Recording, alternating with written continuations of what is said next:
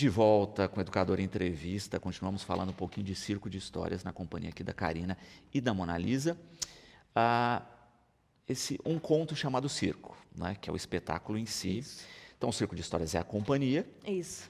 E um conto chamado Circo que leva esse espetáculo, né, que mistura essas várias linguagens e que vocês estão aí em circulação. Isso. Um conto chamado Circo é o espetáculo inaugural, né, do Circo de Histórias. Estreamos ano passado, esse ano é a nossa primeira circulação. Vamos rodar por 15 cidades esse ano, 19 apresentações. Nossa circulação é feita através da Política Nacional Aldir Blanc, do Estado de São Paulo, que é o que está possibilitando a gente circular e levar o espetáculo de forma gratuita até a população. Um espetáculo que somos 7 artistas em cena e uma equipe de 10, 11 pessoas. 14, depende do dia. E que a gente espera com esse espetáculo é tocar o coração das pessoas, eu costumo falar, porque eu acho que é uma história que foi escrita para crianças, vamos dizer assim, um espetáculo infanto-juvenil, mas que eu acho que quando os adultos assistem, toca o coração, sabe? Porque eu acho que traz memórias afetivas, então é isso que a gente espera com as pessoas assistindo o espetáculo, né? É o que os adultos têm retornado para a gente também quando assistem, né? E eu acho que ouvir uma contação de histórias, independente da idade, é gostoso. Sim. É gostoso. E até porque hoje parece que a gente está recebendo tudo muito pronto, não é? Sim. O streaming, a internet, etc. Tem essa coisa de tudo que é muito pronto não deixa a imaginação fluir, não é? Não deixa a gente completar as lacunas, e isso é o gostoso, não é? Na questão da história. A gente tem a frase clássica, né, que quem conta um conto aumenta um ponto, não é?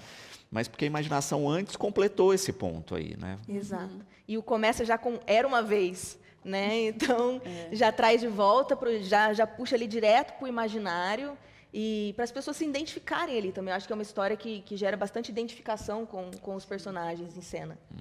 A protagonista dessa história é uma menina que se sente inadequada por uma característica física dela. As crianças, nós adultos, como quando fomos crianças, a gente lembra muito bem disso e como era difícil.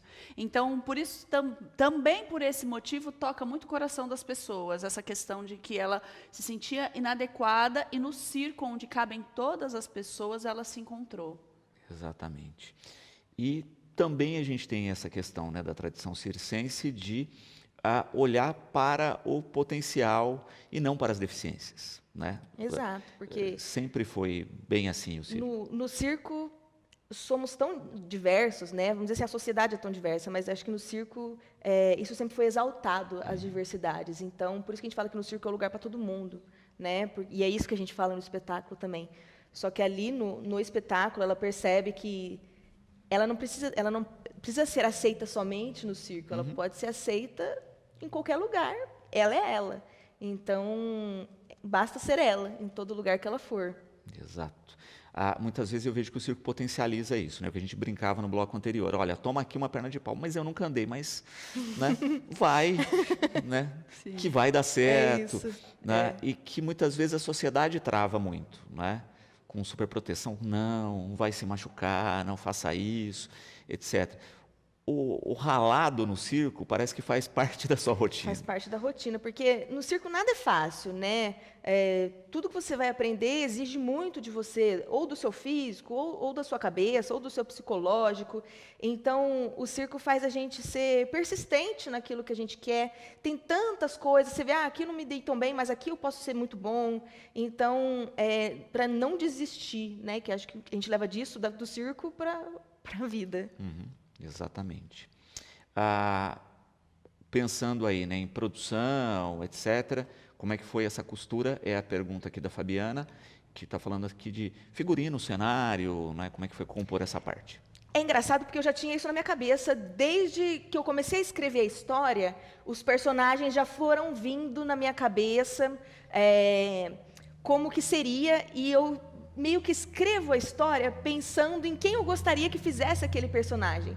Quando eu escrevi essa história, eu já queria que a Mona Lisa lesse, tudo que eu escrevi eu já imaginava na voz dela. Então, eu fiquei muito feliz quando ela aceitou. E todo mundo, não sei, minha cabeça funciona dessa forma. Escreveu para cada pessoa. Escrevi para aquela pessoa. Porém, tivemos uma mudança, né, no meio do caminho, porque ano passado, uma das personagens, né, uma das integrantes do elenco, engravidou, e ela que ia fazer a Lindalva, então não dava para ela andar de perna de pau. Então, a gente mudou. Então, e acabou dando ainda mais certo do que eu planejava, do que eu tinha imaginado, e ficou muito legal. Parece que foi para aquela pessoa que eu escrevi, e as mudanças foram acontecendo, né, nos ensaios, que aí cada um dá um pouquinho de si e tal. E aí virou o espetáculo. É isso, né? E quem não teve uma companhia que teve uma gestação em algum processo de produção, não teve uma companhia. Exatamente. Né? Isso faz parte Exatamente. mesmo da vida teatral mesmo. Eu brinco, é igual músico, né? Você não conhece nenhum músico que é de uma banda só. Né? Todo mundo toca com vários grupos, etc. E agora o pequeno Luca vai com a gente. Ele está na temporada e já com a gente também. Começou... Já ele vai estar em cena. Começou na barriga. Já começou na barriga e agora está no colinho. Vamos falar do espetáculo aqui em Batatais, né? Onde será, horário, funcionamento e etc. Hoje são 2 sessões, né, no Teatro Municipal. Às 2h30 é uma sessão exclusiva para escolas, que já são escolas pré-agendadas. E às 19h30 é aberto ao público. Então, venham todos, tragam os amigos, todo mundo. E lembrando que é 100% gratuito. É só chegar meia horinha antes para retirar o ingresso e assistir o espetáculo. Muito bom, muito bom. E é bacana também a gente falar disso, né? Olha, são políticas públicas, né, importantíssimas que tornam aí acessível essas apresentações. É impressionante como a gente ainda vê, né, e acho que vocês têm tido a experiência, pessoas que pela primeira vez entram no teatro, pela primeira vez assistem um espetáculo circense, graças a essas ações. Que fazem a gente conseguir levar o nosso espetáculo para as pessoas. Exatamente. E que, além de movimentar a cultura, movimentam recursos, não é? Porque, justamente, né, se paga, além da equipe de produção, você vai na loja de material de construção comprar coisas para o cenário, compra tecido para o figurino, paga a costureira do figurino. E em cada cidade, né? Porque a gente almoça na cidade, a gente consome na cidade. Exato. Que a gente passa. Então... Toda a logística... Exato. Não é somente as pessoas que estão ali em cena, né? Exato. Tem muita coisa, tem nosso motorista da van, tem... Nossa equipe tem muitas pessoas para fazer aquele espetáculo de 45 minutos. Exato. E por isso que a gente fala que cada R$1 investido gera 3. Né? Exatamente. Porque tem essa dimensão. E propicia também isso, olha, conseguimos um aporte, uma ação que vai levar X apresentações gratuitas. Mas aí a gente tem um espetáculo montado e concebido que depois a gente consegue, né, de fato, entre aspas, vender esse espetáculo. Exato.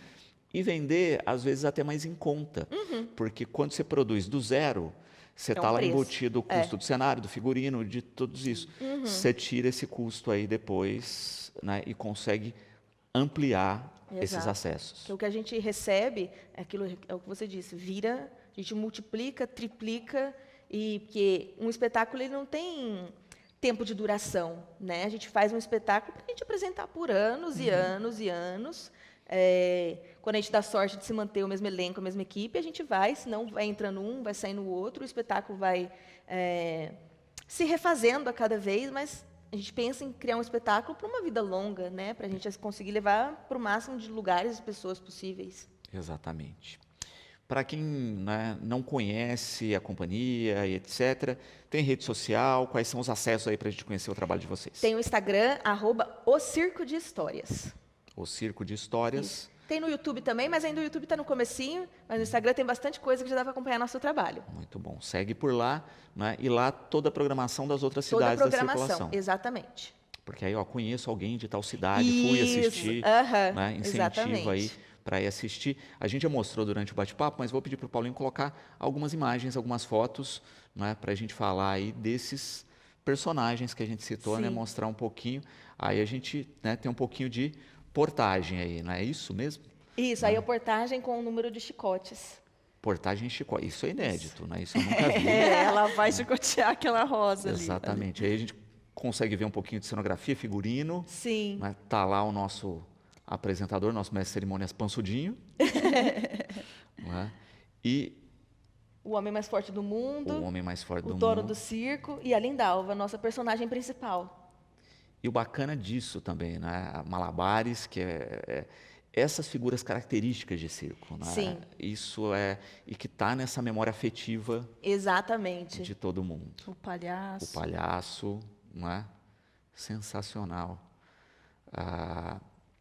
E todos já eram figuras dessas áreas circenses. Sim. Você falou que o que você teve foi só uma troca aí na Sim, perna de exatamente. Todo mundo ali já é de circo, cada um com um tipo de formação, de vivência, né? Acho que só a Mona Lisa mesmo, que não era do circo de fato, mas todo mundo ali tem, alguns com 6 anos, outros com 10, outros com 25 anos de carreira no circo, e com diversas experiências, formações.